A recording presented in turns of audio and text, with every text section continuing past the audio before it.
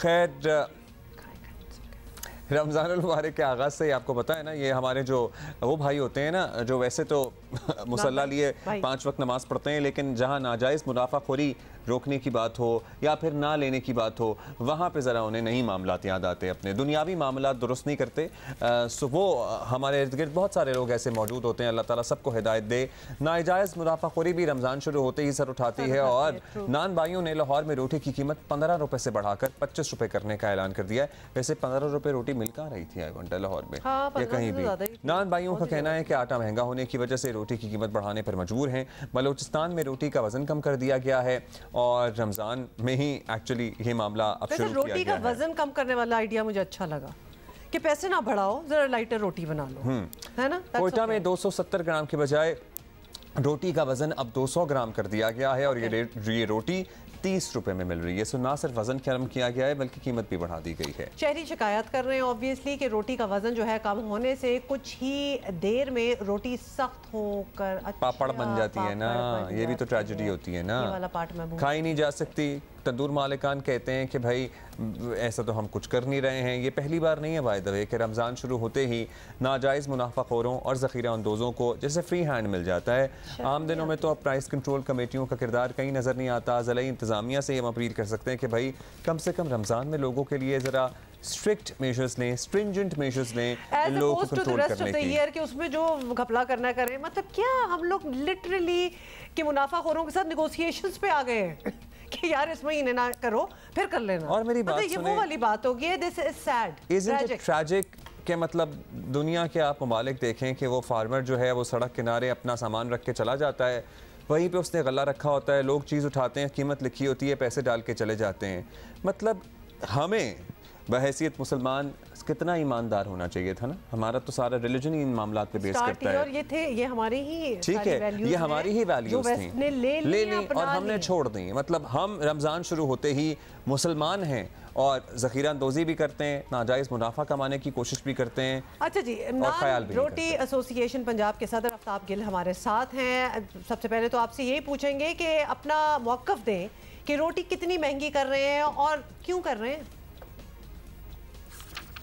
जिस चीज़ से रोटी बनती है, अगर वो चीज़ सस्ती रहे तो रोटी कभी भी महंगी ना हो।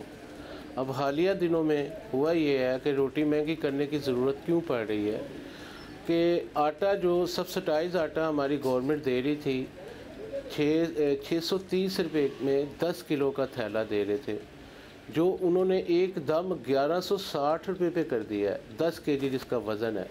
अब मुझे ये बताएं कि एक तंदूर वाला वो आटा जो 10 केजी के पीछे तकरीबन 500 रुपये कीमत बढ़ा दी गई। अब दूसरा जो उन्होंने सिलसिला शुरू किया है जी, हम आवाम को फ्री आटा दे रहे हैं, तो तंदूर वाले को तो फ्री आटा नहीं दे रहे ना। अगर आज भी हुकूमत हमारे साथ बैठे, हमें आटे में रिलीफ दे, हम कभी भी रोटी की कीमत नहीं बढ़ाएंगे। हम इंशाल्लाह हम आवाम के साथ मिलके उनको रिलीफ देने के लिए तैयार है, लेकिन रिलीफ जो है वो हम हमेशा हुकूमतें देती हैं, और अगर हुकूमत हमें रिलीफ देगी तो हम इंशाल्लाह रोटी की कीमत नहीं बढ़ाएंगे। अच्छा, अब ये बताइएगा गिल साहब कि रमज़ान शुरू होते ही जिसका जहाँ बस चलता है वो अपना माल बनाना शुरू कर देता है। हमने कब सीखना है अपने लोगों को रिलीफ देना? ये मौका होता है कि नाजायज़ मुनाफाखोरी ना की जाए, थोड़ा सा इनफैक्ट कम मुनाफा कमा लिया जाए। Can't believe you asked this question. तंदूर पे तपती हुई आग पे जो बंदा खड़ा है वो भी एक मजदूर है, वो गरीब है, उसने भी इस रोटी से कमा के अपने बच्चों का पेट पालना है, उसने भी इस रोटी से कमा के मार्केट से ज़रूरत ज़िंदगी की चीज़ें ख़रीद के तो अपने बच्चों के मुस्तकबिल के लिए स्कूलों की फ़ीसें देनी है, घरों के किराए देने हैं। ना अभी तक हमें कोई कॉल दी गई है, ना हमें बुलाया गया है कि आके बैठें, कि बैठ के इसका कोई हल करें। जब हम खुद साख्ता रेट बढ़ाएंगे तो फिर वही हमें हमारे ऊपर मुनाफाखोरी के जो है वो चार्जेस भी लग जाएंगे, नजायज़ फरोशी के भी चार्जेस लग जाएंगे। हम रमज़ान के लिए बल्कि टोटल ओवरऑल रोटी में रिलीफ देने के लिए तैयार हैं, मगर हुकूमत हमारे साथ बैठ के हमें कोई रिलीफ तो दे, तो उसके बाद हम इंशाल्लाह कीमत नहीं बढ़ाएंगे। लेकिन अगर यही सूरत हाल रही, आटे की कीमत ना कम की गई, तो मुझे आप बता दें कौन सा फार्मूला है कि हम सस्ती रोटी दे दें? महंगा आटा ख़रीद के कौन सस्ती रोटी देगा? बहुत शुक्रिया आपका, thank you so much Aftab साहब। खैर अभी मीनवाइल आपके हमें ट्वीट्स भी आना शुरू हो गए, मैसेजेस भी कुछ आ रहे हैं। उस्मान खलील ने गुजरावाला से मुझे व्हाट्सएप किया कि अब्दुल्ला भाई ये जो मैं बता रहा हूँ ना 70 रुपये का समोसा, ये भी आलू वाला है, आप ये ना समझिएगा कि कीमे वाला या चिकन वाला कोई समोसा है, ये 70 रुपये का आलू वाला। लाहौर से तो महंगा हो गया। लाहौर से एक दोस्त ने बताया कि वहाँ 90 रुपये का एक समोसा मिल रहा है, आलू वाला समोसा। इमेजिन, तो यानी 2 लोग शेयर करें बेसिकली एक समोसा, क्योंकि ये मुश्किल पड़ गई है अब घर में जब 6-7-8 लोग होंगे। हाँ मतलब 700-800 रुपये के समोसे नहीं, 800 रुपये का जब हमने तरबूज ले लिया है तो समोसे भी ले ही लेंगे। वैसे किसी ने कभी नान के साथ समोसे ट्राई किए हैं? हमारी स्कूल की कैंटीन में मिलता था ये मामला। क्या? नान पे समोसा रख के उसको क्रश करके उस पे चटनियाँ डाल के।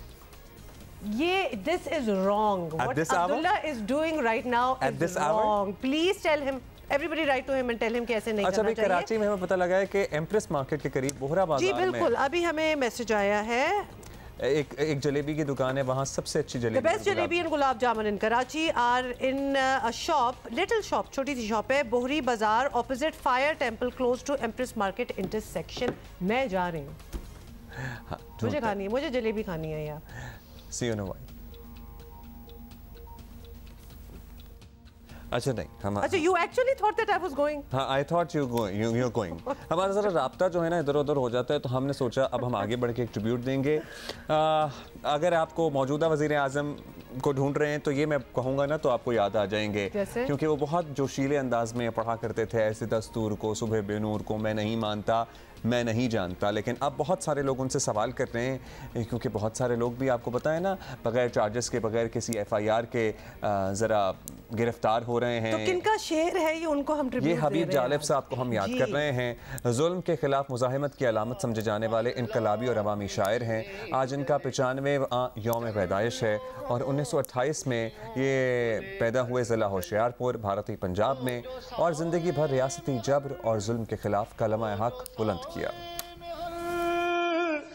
मसलहत के पले ऐसे दस्तूर को, सुबह बेनूर को मैं नहीं मानता, मैं नहीं जानता।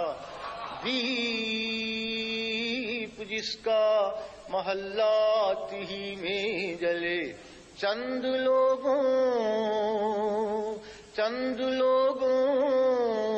की खुशियों को लेकर चले, वो जो साए में हर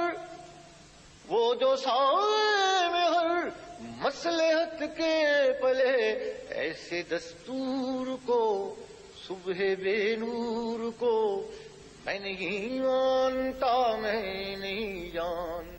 क्या आवाज़ और क्या लय और क्या सुर भी था। हाँ, नरेशन भी बहुत खूबसूरत थी। सो पूरी उम्र इनकी गरीब और पिसे हुए तबके के लिए आवाज़ उठाते गुजरी। साफ सीधी और खरी बात कहने पर हर हुकूमत इनसे नाराज़ रही। पहले अयूब खान, फिर याहिया खान ने कैद किया। भुट्टो दौर में भी इनके हालात ना बदले और जनाब इनकी बहुत सारी नज़में वैसे तो मशहूर हुई, कुछ हमने आपसे शेयर भी किए हैं चीज़ें। और आपको बताएं कि हबीब जालिब साहब का 12 मार्च 1993 को लाहौर में इंतकाल हुआ, और कोई शक नहीं है कि इनका जो कलाम है वो उन्हें आज भी लाखों चाहने वालों के दिलों में जिंदा रखे हुए है। टाइमलेस शायरी होती है ना, हालात बदलें तो फिर कुछ मौज़ूआत भी बदलें। मतलब पहले के हालात देख लें, बात भी है कि वो कितनी रेलेवेंट है वो शायरी। हर हालात में मामलात जो है ना ऐसे ही रहते हैं, और अभी भी आपके सामने ही हैं जो हैं। ब्रेक के बाद हाजिर होते हैं। अच्छा जी।